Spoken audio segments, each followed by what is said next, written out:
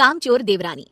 एक बार की बात है, सुषमा अपने पूरे परिवार के साथ खुशी खुशी मोहन नगर में रहती थी। उसकी 2 बहुएं थी, पल्लवी और शिवानी। एक दिन दोनों बहुएं रसोई में काम कर रही होती है कि तभी उनकी सास सुषमा उन्हें बुलाती है। अरे बहू, जरा इधर तो आना। शिवानी, जरा जाकर देखना सासू माँ क्या कह रही है। दीदी आप ही देख लो ना जाकर, आपको भी तो सुनाई दे रहा है। अरे मैं आटा गूंद रही हूँ ना, तुम चली जाओ। हाँ तो मैं भी तो सब्जी काट रही हूँ ना दीदी। अरे बहू जल्दी आओ। वो ये तो जाएगी नहीं, मैं ही जाकर देखती हूँ कि क्या करना है। पल्लवी सुषमा के कमरे में जाती है। जी मम्मी जी, क्या हुआ? शाम को घर पर कुछ मेहमान आने वाले हैं, तो तुम अच्छा सा खाना बना लेना बहू। ठीक है मम्मी जी, आप बता दीजिए क्या क्या बनाना है और कितने लोग आ रहे हैं।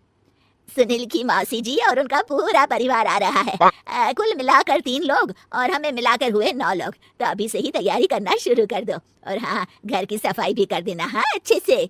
जी मम्मी जी, सब काम हो जाएगा, आप चिंता मत कीजिए। पल्लवी शिवानी को घर में मेहमान आने वाले हैं इसके बारे में बताती है। क्या 9 लोगों का खाना बनाना होगा, घर की सफाई करनी है? बाप रे, सासू माँ ने तो हमें घर की नौकरानी ही समझ कर रखा है। ऐसा नहीं बोलते शिवानी, हम इस घर की बहू हैं और घर के काम करना हमारा फर्ज है। दीदी तो है ही सासू माँ की चमची, जब देखो सासू माँ सासू माँ। मैं तो इतना सारा काम नहीं करने वाली। शिवानी कपड़े लेकर गमला साफ कर रही होती है और चक्कर आने का नाटक करने लगती है। मेरा सर चकरा रहा है। तभी वहाँ पल्लवी और सासू माँ जाते हैं। अरे बहू, क्या हो गया तुम्हें? मम्मी जी, बहुत तेज सर में दर्द हो रहा है। तुम एक काम करो शिवानी, आराम कर लो। नहीं नहीं दीदी, घर में मेहमान आने वाले हैं, मुझे आपकी मदद करनी चाहिए। अरे कोई बात नहीं शिवानी, तुम आराम कर लो, मैं सब काम कर लूंगी। ठीक है दीदी, अगर आप इतना कह रही हैं तो आराम कर लेती हूँ। शिवानी आराम से अपने कमरे में मैगजीन पढ़ रही होती है। इसे कहते हैं आराम की जिंदगी। इतना सारा काम। चलो सारा काम खत्म हो गया, शिवानी को देख आती हूँ। शिवानी अपने कमरे में ईयरफोन में गाने सुनते सुनते सो जाती है और उसके साइड में मैगजीन भी रखी होती है। पल्लवी वहां आ जाती है और वो सब देखती है। ओहो, तो मतलब सब काम चोरी का बहाना था। अभी बताती हूँ इसको, घर का सारा काम मुझे करना पड़ा और ये महारानी यहाँ मैगजीन पढ़ रही है, गाने सुन रही है।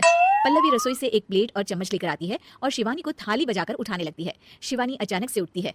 उठ गई महारानी, गाने भी सुन लिए, मैगजीन भी पढ़ ली। तुम तो बहुत बड़ी झूठी निकली शिवानी। तुमने सर दर्द का बहाना बनाया ताकि काम करने से बच सको। हाँ बनाया बहाना, तो क्या करती, इतने सारे काम करती। मुझे कोई शौक नहीं है चापलूसी का।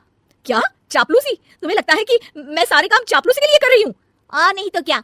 तभी वहाँ सासू माँ आ जाती हैं। अरे बहू, वो लोग बस आने ही वाले हैं, तुम तैयारियां कर लो। जी सासू माँ, तुझे तो मैं बाद में देखती हूँ। सब खाना खाने बैठते हैं और खाना शुरू करते हैं। तभी सुनील की मौसी बोलती है। वाह भाई वाह, खाना तो बहुत ही अच्छा बना है सुषमा जी, एक एक चीज में क्या स्वाद है। ये सुनकर शिवानी मुंह बना लेती है। उसे अपनी जेठानी की इतनी तारीफ राज नहीं आती। आपकी बहुएं तो बहुत ही अच्छा खाना बनाती हैं। हाँ, बनाती तो दोनों ही अच्छा है, पर आज ना ये सारा खाना बड़ी बहू ने बनाया है। छोटी बहू की तबीयत ठीक नहीं थी, सो इसलिए। मानना पड़ेगा सुषमा जी, आपकी बड़ी बहू तो बहुत ही गुणवान है। पल्लवी की तारीफ सुनकर शिवानी को जलन होती है। पल्लवी ये सुनकर खुश हो जाती है और शिवानी की तरफ देखकर उसे चिढ़ाती है। कुछ देर बाद मेहमानों के जाने का वक्त हो जाता है। मौसी जी सबके लिए उपहार लाई होती है। वो सबको शगुन के पैसे देती है और अंत में पल्लवी के पास आती है। तुम्हारे लिए शगुन का लिफाफा तो है ही, पर बहू तुम्हें एक और उपहार भी मिलेगा इतना अच्छा खाना बनाने के लिए। मौसी अपने सोने के कंगन निकालकर पल्लवी को पहना देती है। ये लो, ये मेरे मनपसंद कंगन है, अब से ये तुम्हारे हुए। धन्यवाद मौसी जी। ये देखकर शिवानी तो पूरी तरह से जल जाती है और गुस्से से रसोई में चली जाती है। तभी वहां पल्लवी आ जाती है और उसे अपने कंगन दिखाने लगती है। देवरानी जी, अब आपका सर दर्द ठीक तो है ना? मुझे लगता है कि अब सर दर्द शुरू हो गया होगा आपका।